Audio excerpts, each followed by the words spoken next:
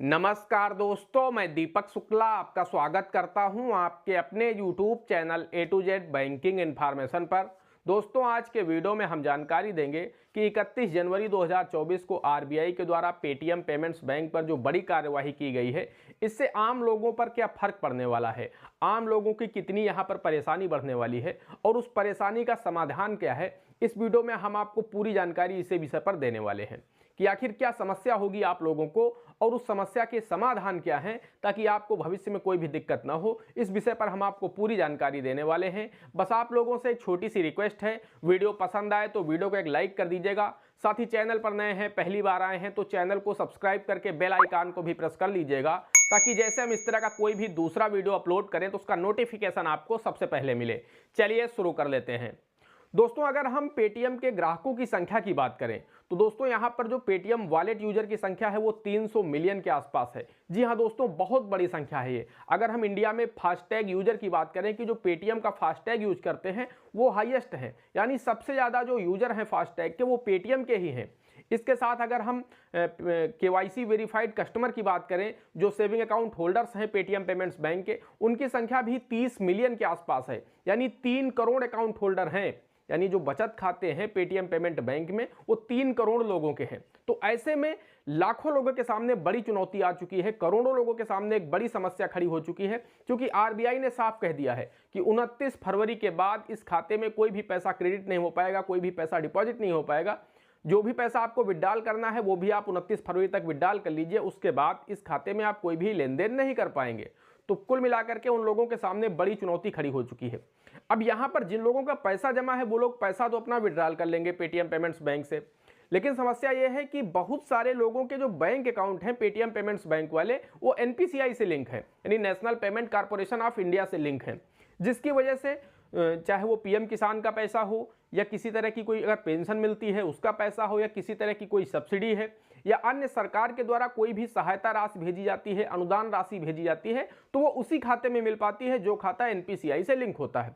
अब ऐसे में लाखों लोगों के बैंक खाते जो कि पेटीएम पेमेंट्स बैंक वाले वो NPCI से लिंक हैं, तो उन लोगों के सामने एक बड़ी चुनौती खड़ी हो चुकी है, क्योंकि उनको अभी तक PM किसान का पैसा हो या अन्य कोई भी सरकारी स्कीम का पैसा हो या कोई भी सहायता राशि हो, वो इसी पेटीएम पेमेंट्स बैंक वाले अकाउंट में मिल पा रही थी, क्योंकि ये खाता उनका NPCI से लिंक था। लेकिन अब चूंकि RBI ने कह दिया है कि 29 फरवरी के बाद इस खाते में कोई भी क्रेडिट या डिपॉजिट ट्रांजैक्शन नहीं हो सकेगा, साथ ही विड्रॉल ट्रांजैक्शन भी नहीं हो सकेगा, तो कुल मिलाकर के दिक्कत उनके सामने बहुत बड़ी हो चुकी है।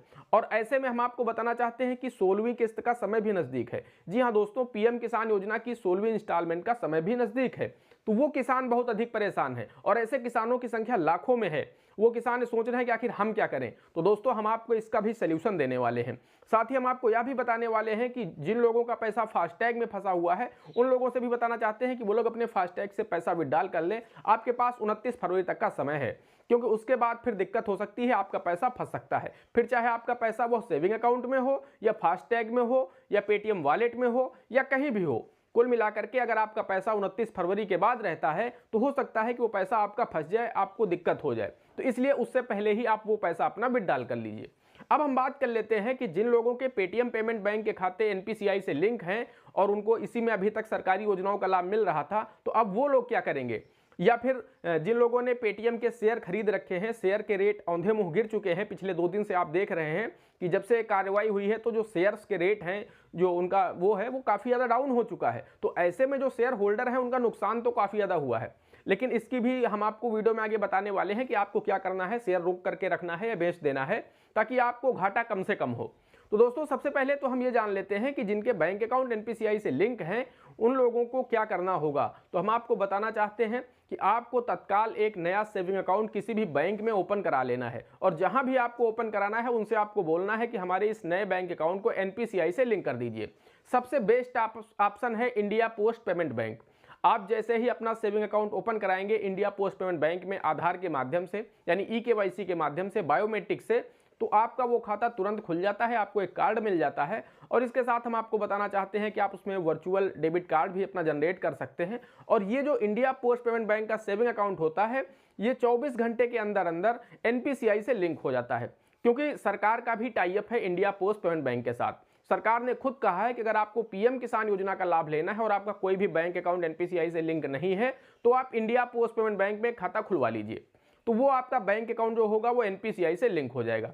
यानी जो इंडिया पोस्ट पेमेंट बैंक का खाता होगा वो एनपीसीआई से लिंक हो जाएगा। तो अब आगे से आपको जो भी पैसा मिलना होगा, फिर चाहे वो पीएम किसान का पैसा हो, पेंशन का पैसा हो, या किसी तरह की कोई सब्सिडी हो, या सरकार के द्वारा कोई भी सहायता राशि हो, वो आपके इसी इंडिया पोस्ट पेमेंट बैंक वाले खाते में क्रेडिट होने लगेगी। आपकी कोई समस्या नहीं रहेगी। यानी जो पैसा अभी तक पेटीएम पेमेंट्स बैंक में आ रहा था वो पैसा अब आपका इंडिया पोस्ट पेमेंट बैंक में आने लगेगा। तो आपकी ये समस्या सॉल्व हो जाएगी। बाकी जो पैसा आपका पेटीएम पेमेंट्स बैंक में है वो आप विड्रॉल कर लीजिए, समस्या समाप्त हो जाएगी। मैं ये नहीं कह रहा हूं कि आप इंडिया पोस्ट पेमेंट बैंक में ही खुलवाइए। मैंने आपको बताया कि ये सहूलियत रहेगी आपके लिए। आपके आसपास पड़ोस में कोई ना कोई पोस्ट मास्टर होगा, आप उनके पास चले जाएंगे, खाता आसानी से खुल जाएगा, उसमें कोई दिक्कत नहीं होगी। आप चाहें तो किसी बैंक में भी खुलवा सकते हैं, देश के इतने सारे बैंक हैं। आप देश के किसी भी बैंक में जाकर के अपना एक नया सेविंग अकाउंट ओपन करा लीजिए और उन्हें आधार की फोटोकॉपी देकर के उनसे बोल दीजिए कि हमारे इस खाते को जो मैं नया खाता खुलवा रहा हूं ये एनपीसीआई से लिंक कर दीजिए, इसको डीबीटी इनेबल कर दीजिए। अगर वो डीबीटी इनेबल नहीं करेंगे तो आपको फिर लाभ मिलना बंद हो जाएगा, क्योंकि उधर आपका जो पेटीएम पेमेंट्स बैंक वाला अकाउंट है वो होल्ड हो जाएगा और इधर आपका जो नया खाता खुलेगा अगर वो एनपीसीआई लिंक नहीं होगा तो पैसा आपका वहां से तो भेजा जाएगा लेकिन ट्रांजैक्शन फेल हो जाएगा, आपका पैसा क्रेडिट नहीं हो पाएगा। तो इस समस्या का ये समाधान है। आप नया खाता खुलवा लीजिए, एनपीसीआई से लिंक करा लीजिए, आपका अब जो भी पैसा आएगा वो इसी खाते में आने लगेगा। क्योंकि अब आपका पेमेंट आधार मोड के माध्यम से भेजा जाता है तो वहां से आधार नंबर डाल करके पैसा भेजा जाएगा, तो पेटीएम पेमेंट्स बैंक पर न क्रेडिट होकर के अब आपका इस नए खाते में क्रेडिट होने लगेगा। अब बात आती है कि जिनका पैसा जमा है, तो मैंने आपको पहले ही बताया कि 29 फरवरी तक आपके पास समय है, आप इस पैसे को विड्रॉल कर लीजिए, आप उस खाते में मत रखिए पैसा। वहीं दूसरी चीज, जिन लोगों ने अपना डिब्बा लगा रखा है किसी शॉप पर पेटीएम का फलाना, तो उन लोगों से भी रिक्वेस्ट है कि वो लोग उसको बंद कर दें, किसी दूसरे बैंक से अपना यूपीआई कनेक्ट कर लें और किसी दूसरे बैंक में पैसा लेना शुरू कर दें। क्योंकि जो पेटीएम पेमेंट्स बैंक का सेविंग अकाउंट है उस पर कार्रवाई हो गई है, जिसके चलते अब उसमें लेन देन आप ना करें तो ज़्यादा बेहतर होगा, अन्यथा आपका पैसा फंस सकता है। इसके अलावा दोस्तों हम आपको बताना चाहते हैं कि जिन लोगों ने पेटीएम के शेयर्स बाय कर रखे हैं, आप सभी को पता है कि पिछले 2 दिनों से शेयर के जो रेट हैं वो औंधे मुंह नीचे गिर रहे हैं। तो ऐसे में आपको क्या करना चाहिए, आपको जल्दबाजी नहीं करनी चाहिए दोस्तों। वैसे तो नुकसान आपका हो रहा है, लेकिन हम आपको यही बताना चाहेंगे कि 2-4 दिन आप वेट कर लीजिए। अगर 2-4 दिन वेट करेंगे तो थोड़ा सा शेयर के रेट स्थिर भी हो सकते हैं या ऊपर भी उठ सकते हैं। तो चूंकि अभी अचानक से फैसला लिया है आरबीआई ने, इसलिए सभी लोगों के मन में बहुत ज़्यादा टेंशन हो गई है कि हमारा पैसा है पेटीएम पेमेंट्स बैंक में, तो क्या करें, निकाल लें, रखें, जो भी कुछ है। तो बहुत ज़्यादा लोग परेशान हो गए हैं, घबरा गए हैं, तो इसलिए शेयर के रेट बहुत ज़्यादा नीचे गिरे हैं। अगर 2-4 दिन बीत जाएंगे, हो सकता है आरबीआई कोई प्रेस रिलीज जारी करे, आरबीआई कुछ इनके पक्ष में कहे। चूंकि पेटीएम पेमेंट्स बैंक भी इतनी बड़ा बैंक हो चुका है, वो भी लगातार प्रयास कर रहा है कि हमारा जो अकाउंट नोडल अकाउंट है उसे होल्ड ना किया जाए, वो लगातार प्रयास कर रहा है। चूंकि कंप्लायंस की कमी के चलते ऐसा हुआ है, क्योंकि आरबीआई ने 11 मार्च 2022 को पेटीएम पेमेंट्स बैंक को एक नोटिस भेज करके कहा था कि आपके यहाँ कुछ कमियां हैं जिनके चलते हम आपको नोटिस दे रहे हैं, आप इनका सुधार करवाइए और आप इनकी आईटी टीम से एक ऑडिट करवाइए। तो वहां पर जब आईटी टीम से ऑडिट करा करके आरबीआई के पास रिपोर्ट गई तो आरबीआई ने देखा कि आपके बैंक में बहुत सारी खामियां थी, जिसके चलते उन्होंने अभी पिछले वर्ष 2023 में 5 करोड़ 39 लाख का जुर्माना भी लगाया था आरबीआई ने पेटीएम पेमेंट्स बैंक के ऊपर। और फाइनल उनको लगा कि मैं जो कमियां आपको बता रहा हूं, जो नियम है बैंकों के, जो पेमेंट्स बैंक के लिए नियम आरबीआई के द्वारा बनाए गए हैं, आप उनका पालन नहीं कर रहे हैं, कंप्लायंस की कमी को आप दूर नहीं कर रहे हैं। इसके चलते उन्होंने बड़ा फैसला लिया है, उन्होंने बता दिया है कि 29 फरवरी के बाद हम आपका जो नोडल अकाउंट है उसे होल्ड कर देंगे। तो ऐसे में आप लोगों का पैसा फंस सकता है। तो बाकी आपकी मर्जी है, आप जैसा चाहें वैसा कर सकते हैं। आप चाहें तो शेयर को अभी भी जो भी आप लोगों ने खरीद रखे हैं, आप चाहें तो बेच सकते हैं। वैसे मेरी जो राय है, मैं तो यही कहूँगा कि 2-4 दिन अगर आप रोक करके देख लेंगे तो हो सकता है कि यहाँ पर आपका जो घाटा है कुछ कम हो जाए।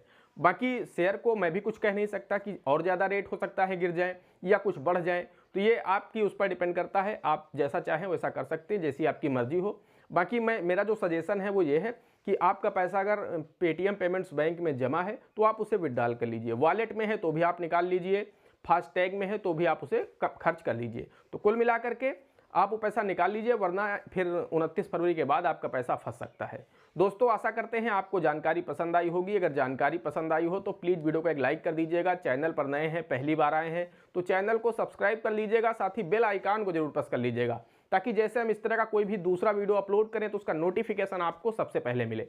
दोस्तों आज के वीडियो में इतना ही, मिलते हैं अगले वीडियो में किसी अगले इंटरेस्टिंग टॉपिक के साथ। तब तक के लिए जय हिंद, जय भारत।